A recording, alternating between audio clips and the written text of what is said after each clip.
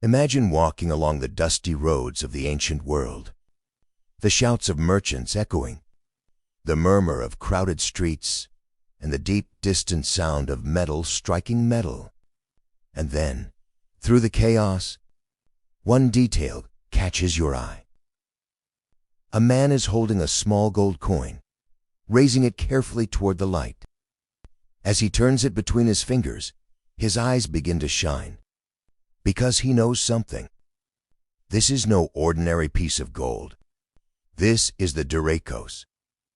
It may look small, but its influence is immense. Not just a simple method of payment, but a silent and cunning force that shaped the fate of empires.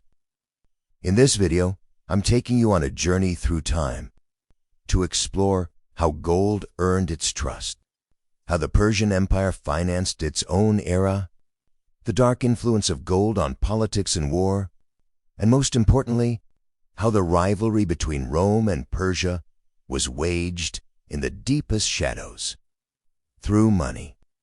If you're ready, then let us listen to the whispers of gold and the silent voice of the Persian age. Every legend begins with the command of a king. And what was that command? When Persian King Darius I looked across his vast empire, he saw coins of different weights, different purities, different values circulating everywhere. And in that chaos, he realized a single truth. Without trust, there is no power. So he had to make a decision. He would give the empire a new vision, a vision embodied by a gold coin that carried his own name, a coin that would be stable, accepted by everyone, and worthy of representing an entire empire. And so, the Dareikos was born. Its weight, carrying his name, remained nearly unchanged, 8.4 grams. Its purity was almost flawless. On its surface, an archer was engraved with precision. Every detail, every line, every curve remained the same. And this consistency sent one clear message to anyone who held it. This coin is as solid as the empire itself. And the people of that era felt it.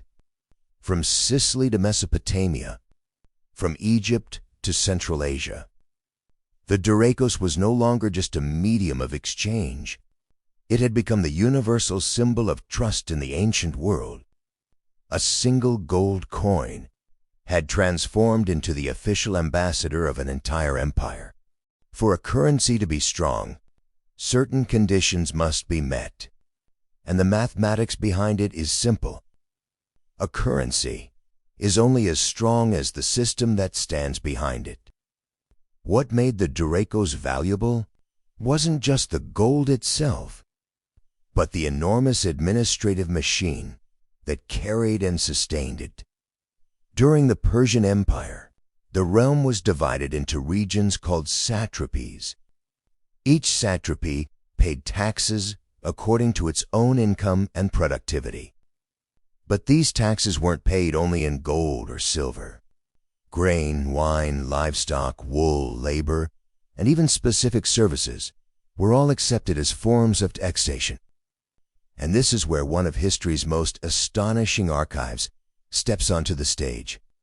The Persepolis tablets.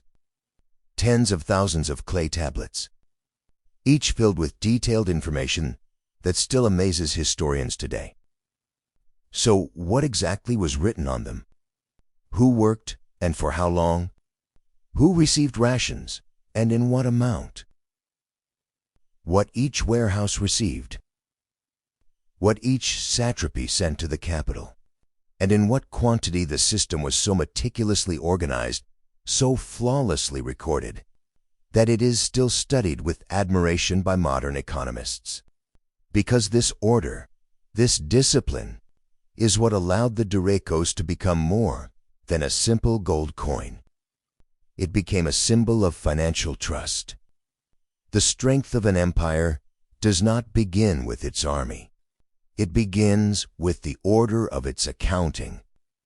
And the Persians were one of the few civilizations of their age who understood this truth better than anyone else. Gold. It is more than a simple metal. That much has always been known. In truth, gold is like an illusion that seeps directly into the human mind. In the ancient world, gold could do things that armies sometimes couldn't. It could forge alliances, ignite wars, or bring a king to his knees without drawing a single sword. The value of the Dareikos was so immense that a single gold coin was equal to 1 month's salary for a mercenary soldier. That alone made it an extraordinary force, a power capable of determining the fate of countless ancient battles. There is a famous quote from the Spartan king Achaemenid. "I was driven back by 10,000 archers." He wasn't speaking of archers on the battlefield. He was speaking of Persian gold, because, as you may recall, the Dareikos bears the symbol of an archer engraved upon it. A single gold coin could be more effective than an entire army. But the influence of gold did not end with warfare. In trade, gold acted as a universal language among cultures.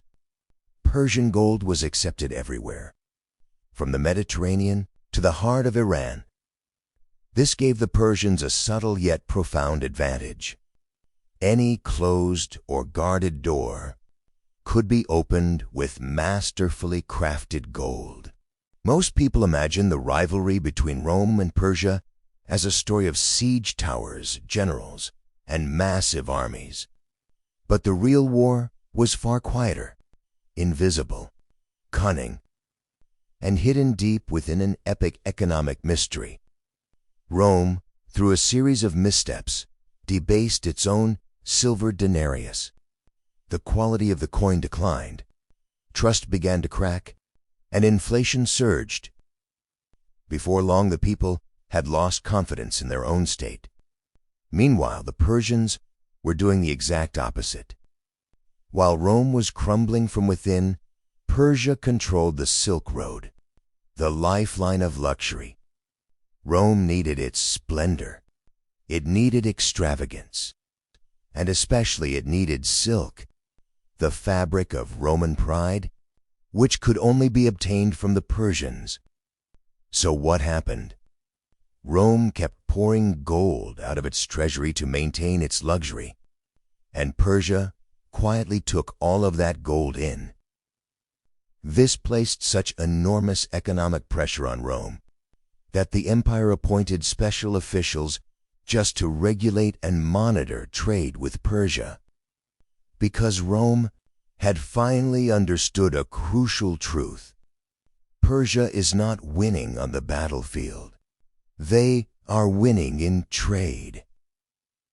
For centuries, these two empires clashed not only with armies, but with monetary strategies, and the victor, more often than not, was the side power by the unwavering stability of the Dareikos. The Dareikos was never just a gold coin. It was a silent representative of an empire's strength, its order, and its intelligence. When you step back and look at human history, you begin to see a pattern. Behind every war, there is always a treasure, a trade route, a precious metal, or a ledger full of numbers.